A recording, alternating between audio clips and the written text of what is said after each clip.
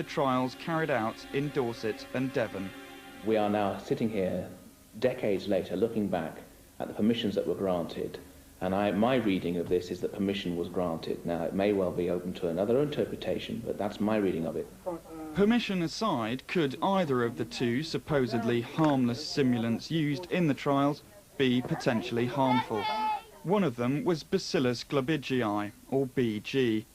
Although often found in the environment, it was imported from Fort Detrick, the US biological warfare plant. Despite claims that it's harmless, US forces abandoned a test with it in 1958 because they considered it a health risk to their troops.